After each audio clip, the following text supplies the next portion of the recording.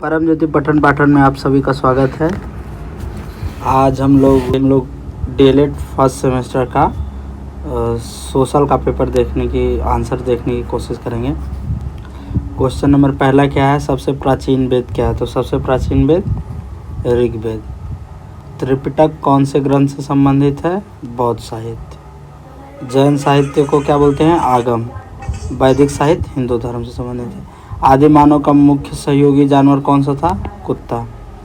पूरा पाषाण काल में मानव का क्या व्यवसाय था? आखेट। आखेट मतलब शिकार। कन्फ्यूशियस किस देश का रहने वाला था? चीन।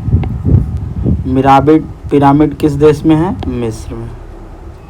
अपने देश का आदर्शवाक्य सत्यमेव जयते कहाँ से लिया गया है? मुंडकोपनिषद। कौशल जनपद महाजनपद की राजधानी कहाँ है? श्रावस्ती। सांची का स्तूप मध्य प्रदेश में। सूर्य के चारों ओर परिक्रमा करने वाले खगोलीय पिंड को क्या कहा जाता है? ग्रह। मानचित्र शब्द की उत्पत्ति मैपा से हुई। यह किस भाषा का शब्द है? लैटिन। 0 डिग्री शून्य अक्षांश को कहते हैं भूमध्य रेखा। 21 जून को सूर्य की किरणें सीधी पड़ती हैं कहाँ? कर्क रेखा पर। भारतीय अर्थशास्त्री कौन है? तो जेके मेहता। इतिहास के अध्ययन का स्रोत क्या है? साहित्य भी है, स्मारक भी है, शिलालेख भी है, ये सभी। पुरातात्विक स्रोतों के नाम बताइए। तो पुरातात्विक स्रोत क्या होंगे? बर्तन, बिल्डिंग, शवस्थान इत्यादि। हर्षचरित की रचना किसने की थी? बाणभट्ट ने। चीन की महान दीवार का निर्माता कौन था? Ming dynasty. मम्मी क्या है? जब मिस्र के फराव और राजा और रानी जब मरते थे तो उनके बॉडी को ममीफाई कर दिया जाता। तो ममीफाई करने का मतलब कि उनके बॉडी पे प्रिजर्वेटिव का लेप लगा के रख दिया जाता था ताकि वो बहुत दिनों तक सुरक्षित रहे। और उन लोगों का मानना था कि ये बाद में राजा या रानी जीवित रह सकते थे। तो इन बॉडी को प्रिजर्व करके पिरामिड के अंदर रख दिया जाता था। जैन धर्म के संस्थापक कौन है? ऋषभदेव। अर्थशास्त्र के जनक किसको कहा जाता है? अर्थशास्त्र के जनक किसे कहा जाता है? अर्थशास्त्र के जनक कहा जाता है एडम स्मिथ को। ग्राम पंचायत का कार्य क्या है? ग्राम पंचायत का कार्य है कि गांव में जो सड़कें होती हैं, गांव के अंदर जो गलियां होती हैं उसका निर्माण करना, गांव में पानी की व्यवस्था करना, गांव में मेले इत्यादि लगें तो उसका संचालन करना। सड़क यातायात संबंधी के 2 प्रमुख नियम बताइए। तो ये आप लिख लीजिएगा, बहुत सारे नियम हैं कि रेड लाइट क्रॉस नहीं करना चाहिए, हमेशा बाईं तरफ चलना चाहिए। अक्षांश रेखा किसे कहते हैं? अक्षांश रेखा पृथ्वी के मध्य से इक्वेटर, पृथ्वी के केंद्र से नॉर्थ और साउथ, ऊपर या नीचे, हर एक डिग्री पे जो पैरेलल लाइन खींची जाती है उसको क्या कहते हैं? कोणीय लाइन जो खींची जाती है उसको अक्षांश रेखा कहते हैं। इतिहास का उपयुक्त परिभाषा लिखिए।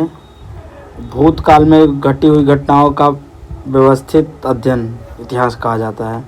जीवाश्म किसे कहते हैं?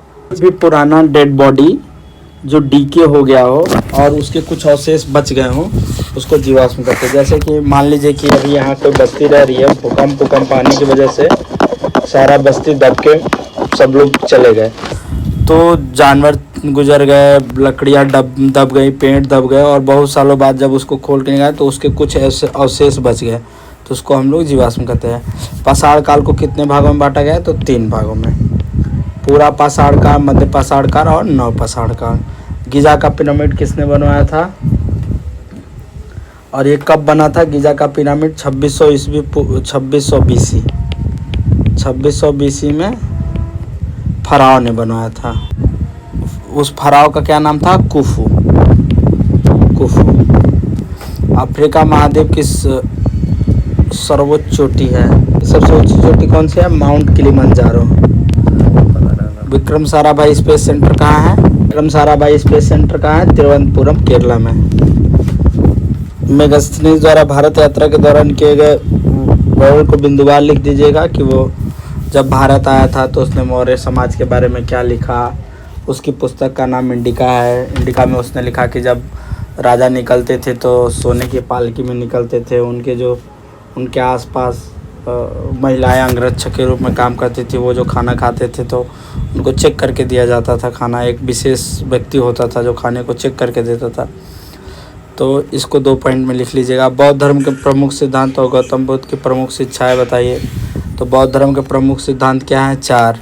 ये संसार में दुख है, दुख का कारण है और उसको अंत किया जा सकता है। उस अंत करने की मार्ग को क्या कहते हैं? अष्टांगिक मार्ग। तो ये हो गया प्रमुख सिद्धांत। और वो अष्टांगिक मार्ग के बारे में लिख दीजिएगा। हमारे पृथ्वी पर कितने महाद्वीप और उनके नाम लिखे। तो हमारे पृथ्वी पर कितने महाद्वीप हैं? 7 और उनके नाम ऐसे हैं: Asia, Africa, Europe, north America, south America, Australia और अंटार्कटिका। भारत को कितने भौगोलिक भागों में बांटा गया है? तो भारत को कई तरीके से बांटा गया है। इसमें मुख्य तरह से हम पाँच डिवीज़न पढ़ते हैं। ये 5 भागों में बांटा गया है। पहला क्या है कि उत्तर का पर्वतीय भाग। दूसरा उत्तर का मैदानी भाग जो गंगा, यमुना और ब्रह्मपुत्र का प्लेन है। तीसरा क्या है? दक्कन का पठार, पूरा भारत का जो पठारी एरिया है, भारतीय प्रायद्वीप का पठार कह लीजिए। तो भारतीय प्रायद्वीप का पठार। तीसरा coastal planes, western coastal plain, eastern coastal plain. और चौथा क्या है? 5वां क्या है? पश्चिमी घाट, पूर्वी घाट और आइलैंड्स।